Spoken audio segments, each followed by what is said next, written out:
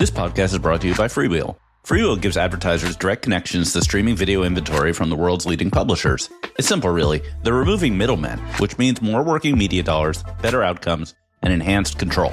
Discover how it pays to go direct. Visit freewheel.com/marketecture. That's freewheel.com/marketecture.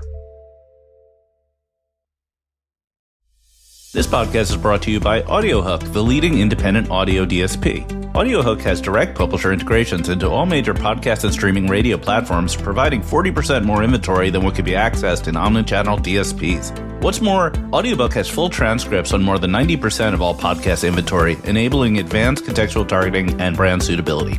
AudioHook is so confident that in addition to CPM buys, they offer the industry's only pay-for-performance option where brands can scale audio and podcasting with peace of mind knowing they are only paying for outcomes. Visit audiohook.com to learn more. That's audiohook.com. Welcome to the AdTechGod Pod, your window into the world of advertising technology and the people behind it. I'm your host, AdTechGod. Welcome to the AdTechGod Pod, your go-to for conversations with revenue leaders shaping the future of advertising. Today, I'm joined by Ria Madrid, Vice President of Advertising at WURL. Ria's been with WURL for over 3 years, and before that, she led media and strategy at Xumo, which is now a part of Comcast. I'm excited to dive into her journey and hear what's ahead for her and for WURL. Just a quick disclosure to my listeners. While WURL is a sponsor of Miami Lights event happening in Miami, this interview was scheduled well in advance, and there is no compensation involved. So, Ria, I'm really excited to have you here as my guest. Thanks for being on the AdTechGod Pod. Thank you for having me. I really appreciate the invite and excited to be here. Thank you. Same here. I'm, super happy to have you on board. Your background, having worked at Xumo and obviously with the growth of Fast, AppLovin's acquisition of WURL a few years back and moving into the connected TV or streaming industry is really interesting to me. So I'm happy to have you here and just chat a little bit about you and what you guys are doing. Yeah, absolutely. It's been a very exciting last few years, and there's certainly plenty of content to cover as it relates to how we are partnering and shaping the future of CTV performance marketing with the help of AppLovin and their amazing technology tools. I felt that it was a really interesting acquisition considering, AppLovin's growth and position in market is really as a performance mobile company. And then moving towards the connected television industry, I felt like it was acquired well before everybody was talking about performance CTV. But now it seems to be on the tip of everybody's tongue. Like everybody's like, CTV is a new performance channel. So I thought that they were a little bit ahead of the curve when it comes to that. Yeah, no, I would have to agree.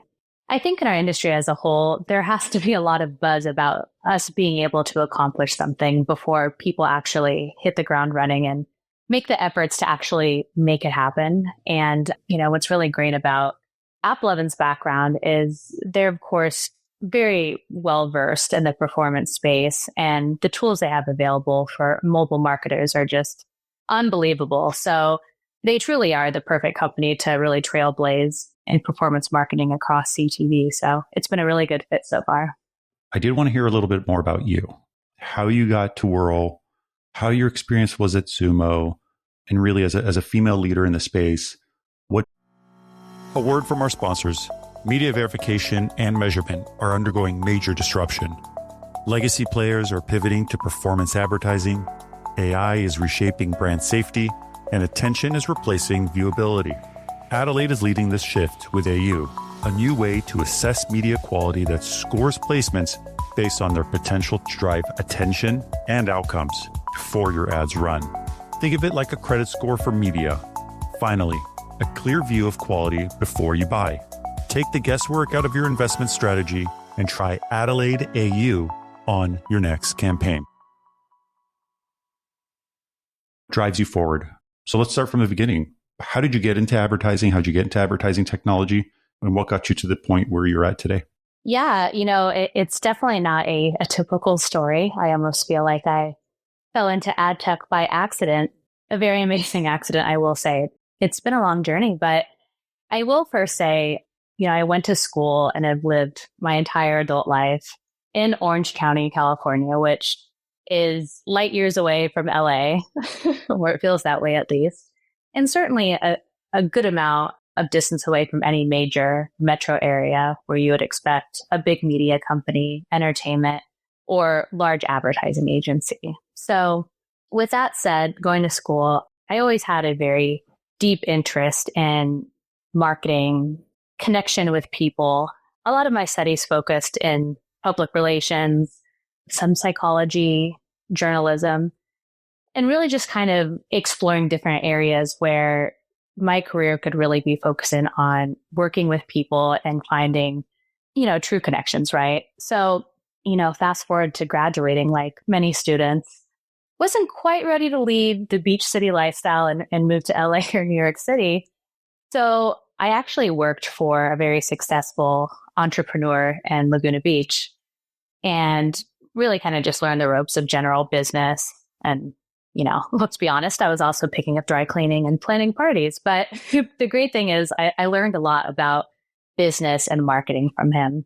And I was just kind of walking around town one day, looking around, and I was like, wouldn't it be really great if there was a little boutique digital marketing company here in town where I could really get my feet wet and really build my skill set around digital marketing and advertising to some extent. And this was long before the time of LinkedIn being a tool or a resource for, networking or job searching. So I actually don't think I've told many people this story, but of all places, happening here for the first time. Yeah. It's actually kind of embarrassing, but hey, I actually saw a job posting on Craigslist of all things, and it was for an account manager role for a little boutique marketing agency in Laguna Beach. And, my first thought was, this is either my dream come true or I'm going to walk up to some abandoned building and possibly get murdered. I don't know. Fortunately, it was the former. Cut to 2 weeks later, I somehow convinced these people with zero experience in advertising or marketing that I could help them build their business around programmatic. Now, a little bit of background on the company. They were building a lot of ad tech behind the scenes, SSP-like platforms, ad servers, etc. And really what they needed me for was to learn more about programmatic and lead their marketplace business. So this was at the infancy of programmatic, specifically video. So there was a lot of homework to be done, but the good news there was I felt that I was kind of on the same page as everyone else in figuring out how to succeed in this space. So while I was definitely Googling what a CPM was and what an impression was, I felt like I had an opportunity to learn with everyone else what this new technology was and how to be successful. So I learned quickly, I worked hard, and, fast forward to a few years later, I have a team of 10 individuals and we are working for, again, a very small digital company located in Laguna Beach, California. So it was really just a good opportunity for me to wear several hats, continuously learn. I learned not only programmatic, but also learned a lot of leadership skills that I didn't really expect to develop. I had never really had any ambition to be, a leader per se. I felt very much that I was kicking off the beginning of my career. And really, again, I was just looking to find a job to get my feet wet and learn the ropes. So it was a very unexpected first landing in ad tech. I mean, it's funny because you said, I don't have the typical path getting into the industry, but I feel like every other person I talk to kind of says the same. And then they're like, I was studying to become a lawyer. I was going to be a psychologist. I just moved into business, administration or marketing. And then a friend of mine reached out and said, do you want to join this company? I said, sure, the pay looks decent. So it's pretty incredible how much they don't follow this like straight linear path to get into ad tech, if you want to call it that, but into advertising in general. It's just like all walks of life, all education backgrounds. Like we all end up being here and then we all end up staying for a really long time because it's kind of fun. Absolutely. It's a very addictive space to be in because I think Definitely. It checks a lot of boxes, right? It's constantly changing. You don't get bored. The people are amazing. It's just a really fun industry. And yeah, I mean, the money isn't bad either. So I think it's a very encouraging path to take. And it's been a lot of fun so far. What took you to Xumo? So you spent some time at like a boutique agency and then you moved into Xumo. How was that experience? Were you there during the acquisition by Comcast, or were you there before, or did you leave before? I was there before. The transition came very naturally. I think I felt like I really created a well-oiled machine at my previous role, and, again, had a great team kind of carrying the torch. And really, it was just a matter of, I felt like I did everything I needed to do. I was ready to learn something new and really build something new somewhere else. And this was at the time when CTV was just starting to emerge. I mean, it wasn't wildly popular yet, but it was definitely a time where, some buzz was being created. So around the same time, I kid you not, I get a random phone call from a colleague, and he's like, "Hey, Ria, how you doing? Blah, blah, blah." Cuts to the chase and says, "Hey, have you heard of a company called Xumo?" I said yes, but it wasn't because Xumo was a, massive company yet, but because Orange County is literally the size of my thumb, and ad tech is very few and far between. So I had been familiar with the fact that Xumo was a joint venture between Viant and Panasonic. He just says to me, "Hey, we're building something really cool here, but I really think we could benefit from your expertise and partnerships and marketplace. Would you be interested in coming in to learn a little bit more?" And the timing was perfect. It was definitely kind of assigned to me to take the leap. I sat in the office of Colin Petrie Norris for about an hour, and purely just by feeding off of his passion and excitement for what they were building with Xumo, I was like, okay, this is the one. But then he kind of stopped and said, "Ria, we have 3 months for sure of being in business, but we really need you to kick off this department where it's basically going to be the revenue house while we build cool stuff," which is now the wildly successful platform we now call Xumo. So Right. It was, a really cool time to join, an awesome opportunity to build something from the ground up. And it was just a team of very talented, passionate people. So it was a great fit. When you joined, how big was it? So the colleague who called me, him and I were the first to open up the advertising piece. But aside from that, I want to say we had about 20 employees, roughly, Oh most of which were engineers and product folks. Yeah. So all the smart people behind the scenes, and we're just, They were building and they're like, now make some money. Exactly. Now we got to pay these salaries somehow. So good luck. And then you moved into WURL, which is owned by AppLovin. How do you feel, the building of a, advertising team and strategy at Xumo really helped you with WURL and what you're doing over there? It helped me immensely. I'm definitely not your typical salesperson, if you will. I really am very curious about the operation and tech behind streaming. And working at Xumo, I had great exposure to that. So I felt that I was very well equipped to understand the business model of WURL and how they supported their customers at a level where, maybe more of a programmatic salesperson may not.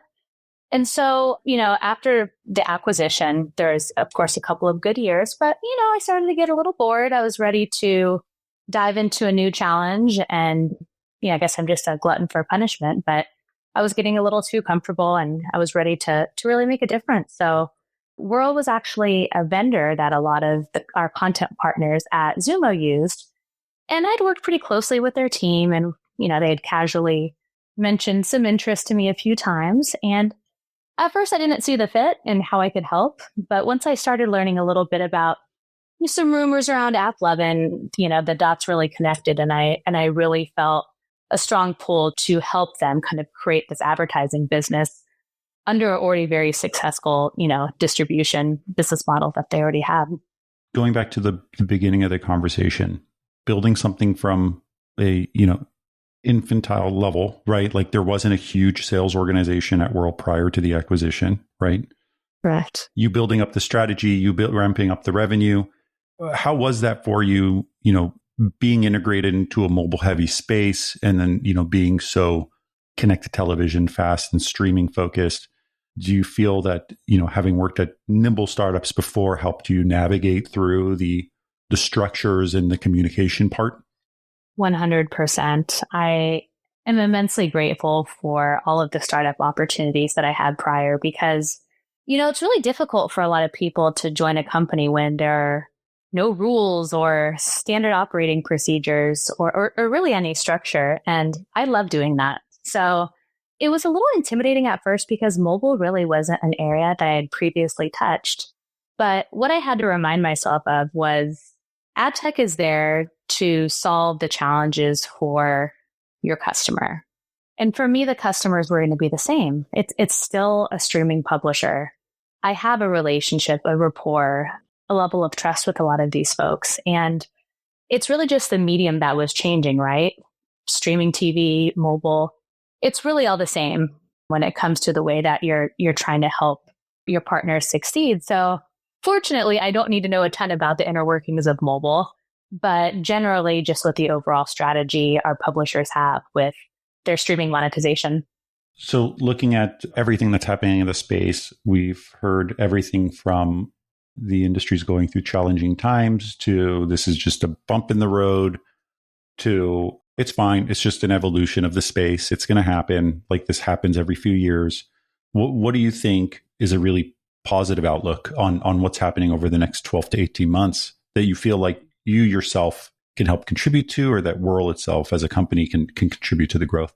Yeah, that's a great question. I think, a lot of people are, a bit concerned about, what the next maybe year holds, with some of the economic changes. But I see it as an opportunity because I think when people are put in a position to really demonstrate value when they're competing for less dollars, they really come to the table with their best, right? I think we can all agree we've kind of gotten through that Wild West period where it was okay for us to figure out things as we go and be okay with maybe a lack of standardization or less transparent ways to transact. And, now I think we really have the knowledge and the tools to be better. And when it comes to being better, that's where WURL really tries to step in as a partner to publishers, right? We're a content-centric CTV ad solution provider. And, in addition to, providing solutions for scheduling, distribution, ad insertion, at the end of the day, our role is to help them drive more value for each impression. And when publishers bring more value to the table to the advertisers, they're able to be more prescriptive with the ways they buy so that they can get better outcomes, right? So one of the big focuses WURL has right now is the notion of building more contextual layers within the bid stream. So our goal is really for advertisers to reach more relevant audiences so that, that relevancy leads to consideration. And of course, consideration leads to purchase intent, action, and so forth. So, I think until you need to do something, you might put things on the back burner and you just take the easy route. I think really the economy now is going to, force everyone involved to be better and really bring some value to the table from each side of the equation. Yeah, I feel that, and I don't know if you worked in the space at this time, but maybe, I'm not sure. But in, 2008, 2009 was the Great Recession, which was quite scary for many. I was on the younger side, so was I concerned? Not really. I lived with my brother. But the focus really did shift into like very measurable types of solutions in market. So like search saw a boom, performance marketing saw a boom. It also helps that print at the time was diminishing and dying. So the magazine industry and the newspaper industry started to see that accelerated decline.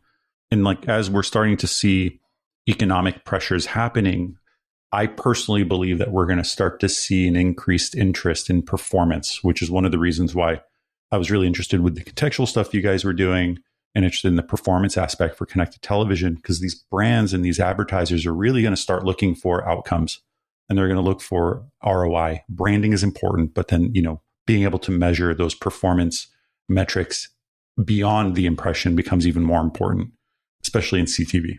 Yeah, I absolutely agree. And I think that's really what drew me to WURL and AppLovin as a whole. They're very future thinking in how they want to evolve the ecosystem. And while there's a lot of, initial challenges now and, measuring attribution and getting all the players lined up and on board to accomplish the same thing, right? That's what we're working through now. But really the long-term goal for us is to do just that, is really help advertisers to achieve those performance KPIs. And in order for them to do that, we need to arm the publishers with the tools and capabilities so that they can merchandise and sell their inventory in those ways, or make their inventory more targetable so that there can be more performance forward packages available, both programmatically and as a managed service. In your time at WURL, things have changed a lot. Like I think, the acceleration of AI, brand safety has been a hot topic in the space. But what do you think, from your perspective, has really been exciting for you in terms of innovation and what that means for you and what that means for your clients? WURL has a very strong operational backbone across the vast majority of the streaming ecosystem. And what I mean by that is their business prior to having a major, hat in the ring for monetization, their focus really was the content, right? And so having those deep integrations with the content so that we have a lot of, viewership data, we have a lot of, rich content signals to build solutions with. What excites me is that I feel like we're kind of ahead of the game in that way. We're not just partnering with publishers and filling ad requests. We're actually starting from the top all the way to the bottom in terms of really being able to process, dissect, and categorize these content signals so that we already have a leg up in terms of building that out. And, I think that puts us in a really great position to truly serve our customers, both on the buy and the sell side. Our technology is evolving quickly because we already had that piece of the equation done. And I really think that is the hardest part, right? There's a lot of incredible platforms out there who have been serving as an SSP or a DSP for years, but kind of retroactively going through and re-standardizing the signals that aren't passing through is a lot of work, right? Right. So I get a lot of sleep knowing that we already have that piece done. There's still, of course, plenty to go, but that part makes me very confident that we can be a strong player in this shift. Well, I think you've been a strong player in the space, Ria. You were recommended on the pod. You were recommended months ago. It took me a while to get you on here just because of the sheer number of people. And so, I'm happy you're here with me today. Really, just as a final question to you, as a woman in the space, as a mom in the space, as someone who's been at, now two very successful companies, Xumo, which is obviously a success, and, WURL, which is part of AppLovin, which is obviously very successful based on just everything I've seen. How do you feel about, being a female leader in the space? Do you feel it's accepting of you? Do you feel like there's challenges that you're, kind of in a remote part of the state and not necessarily by the agencies or brands in New York or Chicago or LA? How do you feel you've really kind of driven your own path to success over the last few years? Well, first of all, thank you so much for your kind words. It does mean a lot. And, the journey, sure, it certainly hasn't come without a lot of challenges and failures and sleepless nights. But, what I will say is that I really like to kind of strip down our ecosystem as a whole. And what I always say to people is just be a human being, right?